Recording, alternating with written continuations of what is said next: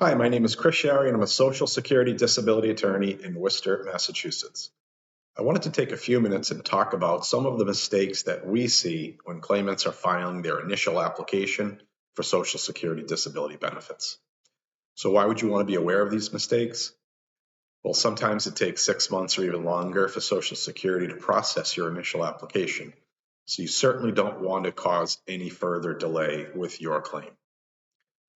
So the first mistake, the most common mistake, what we see with claimants filing their initial application for disability benefits is not including all of their medical information. So when you file your initial application, you'll want to include any doctors that you see for the conditions that prevent you from working. So their name, address, and specific dates that you've seen those doctors. You'll want to include any therapists that you see, any specialists. If you've been hospitalized for these conditions, you want to make sure that you include the correct location of the hospital, because most hospitals have multiple campuses now, and the most accurate dates for those hospitalizations. If you have had any medical tests like MRIs, CAT scans, x-rays, any diagnostic tests that show the limitations that prevent you from working, you want to make sure that those are included. You'll also want to include an up-to-date medication list with any side effects. If you are applying for a child, so a child's SSI claim, you'll want to make sure that if your child is involved with early intervention, you want to make sure those records are included as well. If your child has an IEP for special education, make sure that those and any other school records, the most recent IEP, is included with the application. A second mistake is that claimants do not provide accurate information. So with the merger with healthcare organizations or hospitals, doctors sometimes practice at multiple locations. So you'll want to make sure that you are giving the address for the doctor, that the location that you see that particular doctor at. You'll also want to make sure that you know where the medical requests should be sent. So you want to know if that medical records request is sent directly to the doctor's office or if there is a separate medical records office that request should be sent to. The third mistake that we see is failing to sign the application summary.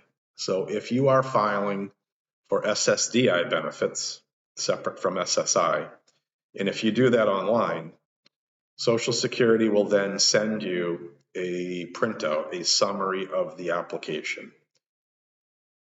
And this is due to fraud. So they want to make sure that you are in fact the person that is applying for disability.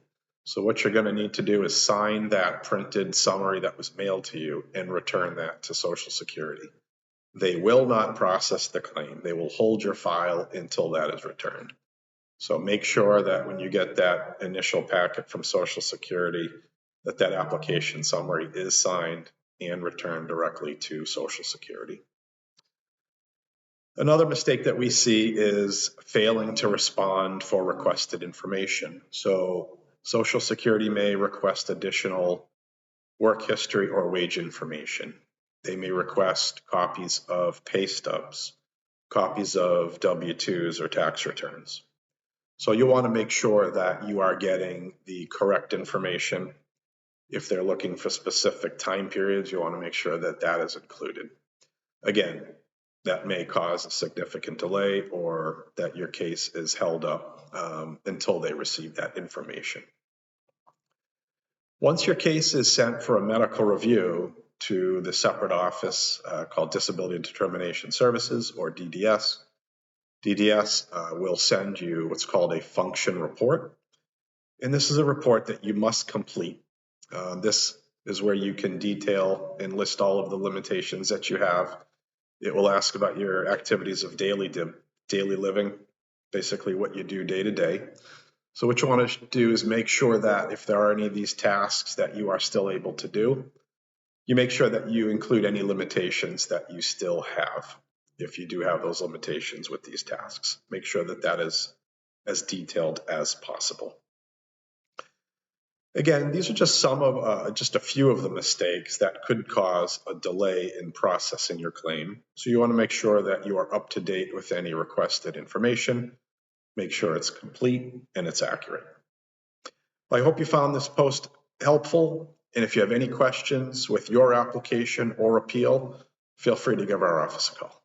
Thank you.